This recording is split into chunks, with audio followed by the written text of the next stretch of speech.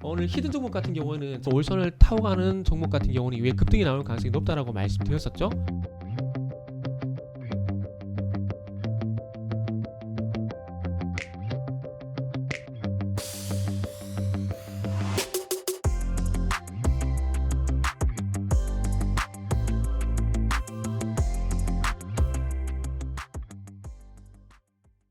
자, 반갑습니다. 알파프로 가족 여러분, 정태근 전문가입니다. 자, 6월 9일 방송 시작을 해보도록 하겠습니다. 오늘 첫 번째 방송에서는 대한전선이라는 종목을 언급을 좀 드릴 거고요. 그리고 방송 말미에 언제나 그렇듯이 히든 종목 공개를 하니까 방송 끝까지 시청 부탁드리고요. 방송을 보시고 도움이 되셨거나 공부가 되신다라면은 좋아요 부탁드리도록 하겠습니다. 최근에 좋아요도 많이 해주시고 댓글도 많이 달아주신데 댓글 많이 달아주세요. 그리고 댓글 보니까 공부하는 얘기가 많던데 열심히 공부해서 더 좋은 방송 만들도록 노력하겠습니다. 공부 열심히 할게요. 자, 첫 번째 종목 대한전선 보도록 하겠습니다. 그 화면 바로 보시면서 말씀을 좀 드려보도록 할게요. 지금 현재 오늘 원자력 관련주가 전일 하락이어서 오늘 반등 시도가 나오다가 또 많이 빠져버렸네요. 전강 후약으로 좀 전반적으로 진행이 되는 것 같아요. 이거 따라가시면 안 됩니다. 따라가시면 잣대요. 잣, 명란잣. 그리고 지금 전선주도 대한전선이 현재 7%가량 약세고요. 대원전선은 26.79% 현재 상승 흐름이 나오고 있는 상황이고요. 대원전선은 제가 히든 종목에서 요 날인가? 6월 3일인가 6월 4일날 말씀을 좀 드렸어요. 말씀드렸던 종목인데 그래서 히든 종목 홈페이지에서 확인 가능하니까 한번 좀 확인해 보세요. 지금 최근에 뭐 이걸 좀 이어가겠습니다. 최근에 두산중공업 같은 원자력 관련 종목들이 강세를 보였었고 그리고 대한전선도 마찬가지로 이렇게 상승세가 좀 지속이 됐었는데 상승 패턴이 비슷하죠. 상승 패턴이 현재 비슷하게 나오고 있습니다. 두산중공업 좀 보도록 할게요. 근데 최근에 전선주가 강세를 보인 건 다른 게 없습니다. 다른 게 없고 뭐 때문에 강세를 보였냐면은 1차적으로 이렇게 보시면 돼요. 경기가 회복이 되게 되면은 소비가 늘어나게 되죠. 그럼 소비가 늘어나게 되면은 물건 생산을 많이 해야 됩니다. 그러면 물건 생산을 많이 하게 되면은 그 물건 생산에 들어가는 공장 설비에 대한 전기를 많이 사용하게 되겠죠. 그러면 전기를 많이 사용하게 되면은 이 전기를 공급을 잘할 수 있는 전력 수요, 그러면서 이 전력 수요에 들어가는 전선 수요까지 연결이 되는 겁니다. 그래서 그런 부분들이 기본이라 보시면 될 것 같아요.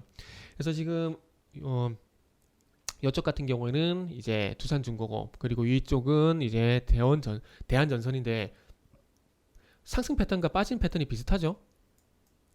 그래서 그 당일 상승한 종목들과 하락한 종목들을 장 끝나고 나면은 살펴보시면서 어떻게 하락을 했고 상승했고 이 부분들을 한번 공부하시면 좋을 것 같아요. 이렇게 장 끝나고 나면은 항상 상승률 상위 종목, 하락률 상위 종목들이 있거든요. 그래서 저는 개인적으로 상승률 상위 종목 5% 이상 상승한 종목들 있잖아요. 이 종목들은 하루 장이 끝나고 나면은 5% 그리고 7% 상승하기 전까지 어떤 패턴을 만드는지를 봅니다. 그래서 저는 기술적 공부를 그런 식으로 해요. 기술적 공부를. 그래서 이 부분 한번 참고를 해보시고요. 뭐 어쨌든 지금 어쨌든 대한전선 그리고 두산중공업의 현재 흐름 비슷하게 좀 전개가 되고 있는데 어쨌든 중요한 건 요거 따라가지 마세요. 큰 조정 나고 난 다음에 이제 상승이 나오겠지, 눌림목이겠지 해서 따라갔다가는 이제 개미지옥에 발 담그는 겁니다. 발 담그는 거요. 자, 그래서 대한전선 좀 볼 건데 대한전선은 상승 이유를 좀 아시죠? 상승 이유. 항상 종목이 상승할 때는 상승한 이유가 있고 하락할 때는 하락한 이유가 분명히 좀 있습니다. 우리가 거기서부터 출발을 하시면 돼요. 그러면 그 상승한 이유가 계속 지속이 될 것인가? 이 부분을 우리가 공부를 좀 해야 되거든요. 자, 대한전선 같은 경우는 5월 28일 날 5월 25일 날 지금 코스피 200 편입. 지금 대한전선 같은 경우 보세요. 여기 보시면 대한전선도 코스피 200 편입 예정 종목이라 되어 있죠. 그래서 첫 번째는 요거 때문에 일단 1차 상승이 나왔어요. 그리고 난 다음에 호반건설인가요? 호반건설 쪽으로 인수, 피인수 얘기가 나오게 되면서 2차 상승이 나왔습니다. 호반그룹 인수 공표, 전폭적 지원 이렇게 나왔죠. 그래서 이 대한전선 같은 경우는 서두에 말씀드렸듯이 전력 수요 증가 그리고 그러면서 전기동 가격 상승. 전기동 가격은 전선의 원재료라 보시면 되거든요. 그래서 전기동 가격이 올라가게 되면은 그와 비례를 해서 상품 거기에 대한 판매 가격도 같이 상승이 가능합니다. 그래서 그 이유가 일단 밑바탕으로 분모로 깔려 있고 자 여기 보시면은 분모는 가격 상승으로 인해서 제품 가격 상승 이런 부분들에서 실적 개선 기대감 그리고 전력 수요 증가 이런 부분들이 분모로 일단 있다고 보시면 될 것 같고요. 그리고 대한전선 같은 경우는 거기다 플러스 알파 코스피 200 편입 기대감 코스피 200 편입 기대감이 호재 그리고 이어서 호반건설 인수 호반그룹이 인수를 하게 되면서 M&A 모멘텀 보통 M&A 같은 경우는 피인수 기업들의 영향으로 피인수 기업들이 보통 호재가 되는 경우가 상당히 많습니다. 그래서 주가가 급등을 해요. 그래서 이 대한전선 같은 경우는 말씀드렸듯이 전기동 가격 상승 거기다가 코스피 200 지수 편입 가능 편입 그리고 플러스 호반건설 인수 기대감 요 부분인데 그러면 이 코스피 200 지수 편입 기대감과 호반건설 피인수 기대감 이 호재로 인해서 어쨌든 주가 상승했습니다. 그러면 이 주가 상승이 나왔으면 이 코스피 200 지수 편입과 그리고 호반건설 피인수 기대감이 언제까지 호재로 작용이 될 것인가 그게 중요한 겁니다. 그거는 이렇게 보시면 돼요. 기술적으로 볼 때 이거 어떻게 예측을 하냐면은 기존 상승을 뛰어넘는 상승이 나왔을 때 자 보세요. 지금 여길 보시면은 지금 5월 31일 요날 같은 경우에 현재 20%까지 상승이 나왔고 그리고 여기도 18%까지 상승이 나왔고 여기 상한가 그리고 여기 상한가거든요. 그래서 자 20% 상승 20% 상승 20% 내외 상승이 나오고 있죠. 그러면 20% 상승을 뛰어넘는 이건 상한가 30%죠. 30% 상승이 나왔기 때문에 기존 상승 추세를 뛰어넘는 어떤 상승이 나오게 된다라면은 이때부터는 고점이 될 가능성이 있다라는 겁니다. 예를 들면은 그러니까 기존의 상승 추세를 뛰어넘는 상승 이런 부분들이 나오게 되면은 고점이 될 가능성이 상당히 높아요. 갭이 발생되고 있죠. 또 갭이 발생되고 있죠. 이런 거에 나왔을 때 그래서 이거는 인트로메딕이라는 종목을 한번 예를 들어 볼게요. 인트로메딕이라는 종목이 있는데 이 종목이 상장 당시에 그런 흐름이 좀 있었어요. 상장 당시 좀 그런 흐름이 있었는데 자 보도록 하겠습니다. 어지럽죠?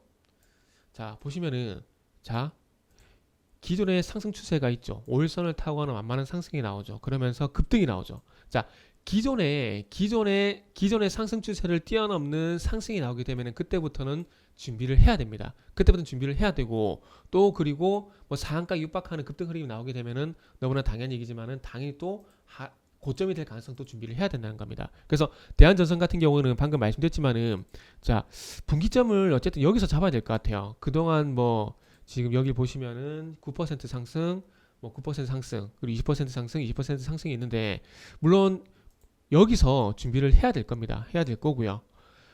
아마 여기까지 가져가는 건 쉽지가 않을 것 같아요. 아마 강심장이거나 아니면은 주식을 처음 했거나 그 둘 중에 하나거든요.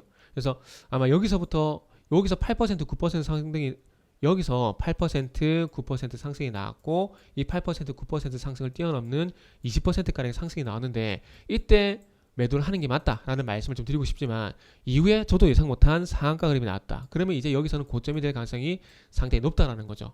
그리고 고점이 될 가능성이 높다라고 말씀드릴 수밖에 없는 게 갭이 발생되잖아요.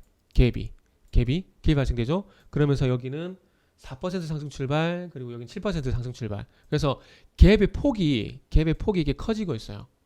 그러면은 갭으로 상승 출발한 종목은 무조건 다음날 갭으로 출발을 해야 돼요. 갭으로 출발해야 되는데 요날 같은 경우 보시면 1.6% 6% 상승 출발 죄송합니다. 3% 상승 출발 여기 4% 상승 출발 그리고 여기 7% 상승 출발 여기 4% 상승 출발했고 여기 7% 상승 출발했는데 여기 1% 상승 출발이거든요.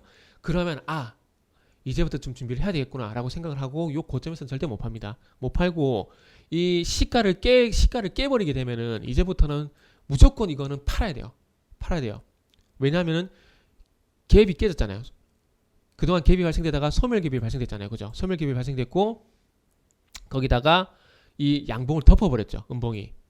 그리고 아래쪽 거래량을 볼게요. 거래량을 보시면은 전날 양봉 거래량을 뒤집어버리는 음봉 거래량이 나왔죠. 그리고 지금 현재 보시면은 3일 연속 양봉이 나왔죠. 거래량이 요날 줄어들어 버렸죠. 그러면서 다음날 음봉이 나왔을 때 음봉이 양봉 거래량을 뒤집어 버렸어요. 그러면 이때는 무조건 판다라는 겁니다. 만약에 여기까지 가져갔다는 전제를 깔고요. 아마 제가 가지고 있으면은 요날이나 아마 요날 팔았을 것 같아요.